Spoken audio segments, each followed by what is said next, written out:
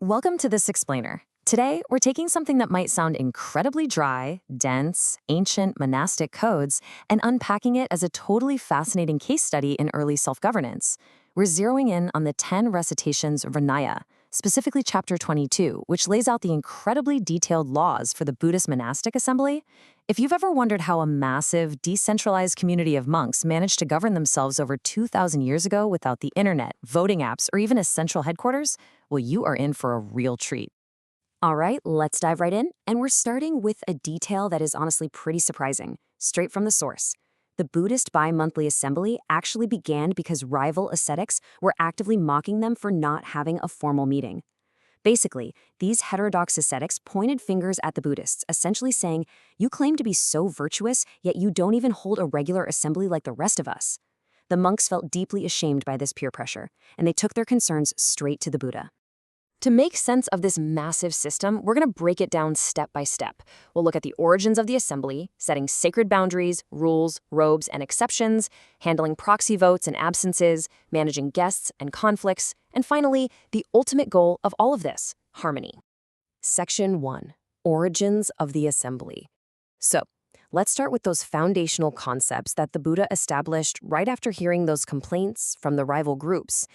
He realized that a formal, structured gathering was absolutely essential, not just for optics, but for the internal health of the community.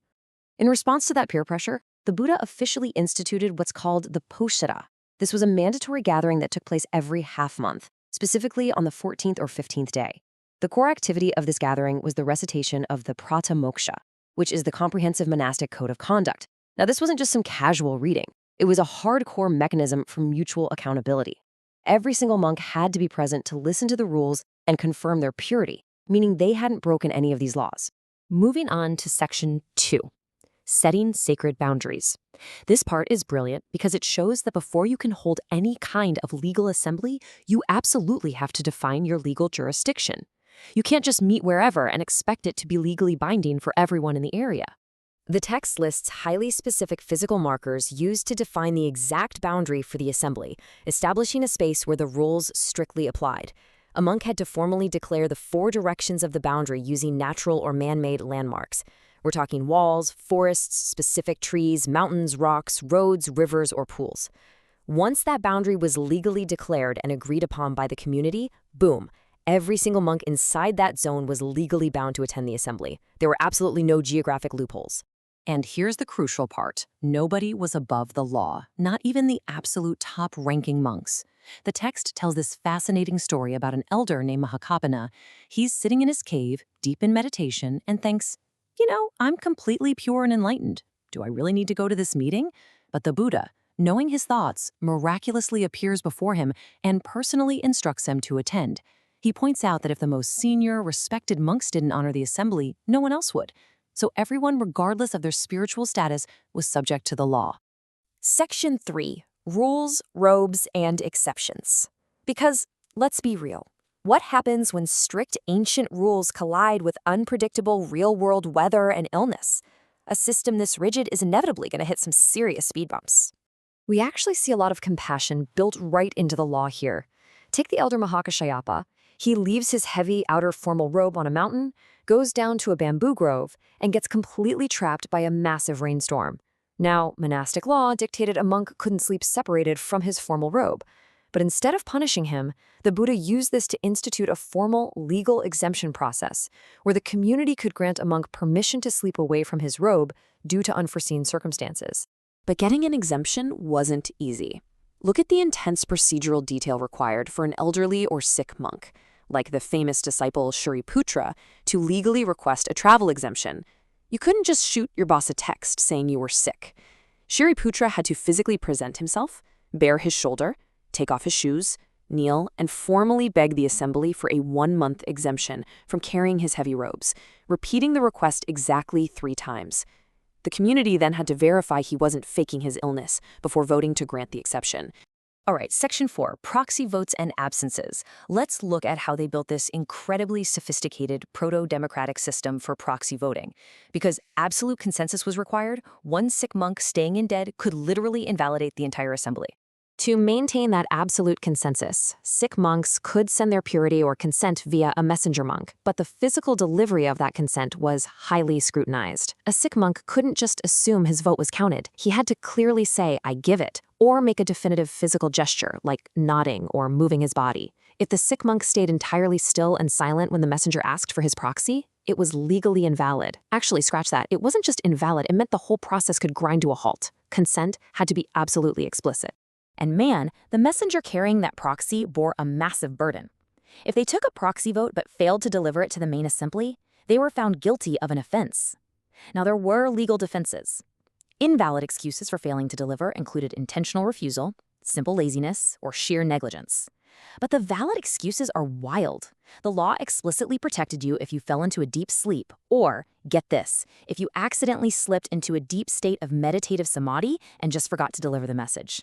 They even had protocols for mental health crises, which is amazing for the time. Take Elder Sivala, who suffered from madness and would show up to meetings erratically. Instead of just kicking him out, the community explicitly performed a legal act, a madness karma, specifically for him. This legally recognized his condition so that his unpredictable absences wouldn't break the entire community's quorum. It was this remarkable blend of strict legalism and practical accommodation. Moving to Section 5. Managing guests and conflicts. Because monks traveled constantly, the text contains a massive logistical matrix just for handling unexpected guest monks who might wander into the boundary during an ongoing meeting. It's basically this elegant if-then logic. It all came down to numbers. If the host monks were halfway through reciting the rules, and suddenly a large group of guest monks arrived, outnumbering the hosts, the law demanded they restart the recitation from the very beginning. But if the arriving guests were equal to or fewer in number than the hosts, the guests simply had to sit down and listen to the current order from wherever it was. It's just a purely mathematical approach to conflict resolution. And at the absolute heart of all these procedures is a magic number, 4. You needed exactly 4 or more monks to perform a full, legally binding recitation of the Pratamoksha. If there were only 2 or 3 monks present in a location, they didn't recite the full code. They simply performed a smaller ritual where they declared their purity to each other instead. To maintain the absolute purity of that quorum of 4 or more, the text mandates strict exclusion criteria. I mean, they completely banned certain individuals from even witnessing the sacred recitation. Laypeople, young novices, heterodox ascetics, and monks who had committed grave offenses or refused to acknowledge their rule-breaking were all barred. This ensured the boundary remained a space solely for fully ordained, pure peers to hold each other accountable. Which brings us to Section 6, the ultimate goal, harmony. Every single granular rule we've talked about, the boundary markers, the proxy protocols, the math of the guest monks, it all served one singular, vital purpose: protecting the unbroken harmony and unity of the community. You really see how deeply this was ingrained when you look at the rules for a totally solitary monk. Even if a monk found himself completely alone in a location on assembly day, he was legally obligated to follow this specific timeline. At dawn, he had to sweep the area. In the morning, he prepared the seating and lamps just in case someone showed up. And in the evening, he had to sit in his spot and formally declare the assembly day out loud to himself to maintain the unbroken tradition. The whole institution survived through the sheer discipline of the individual. The law prioritized that collective peace so heavily that it actually suppressed immediate individual confession if it threatened the group. If a monk suddenly remembered a personal fault or sin right in the middle of the assembly, he was instructed to silently commit to confessing it later. He was strictly forbidden from speaking up and disrupting the ongoing recitation. The smooth functioning of the whole group took absolute precedence over clearing an individual's conscience right then and there.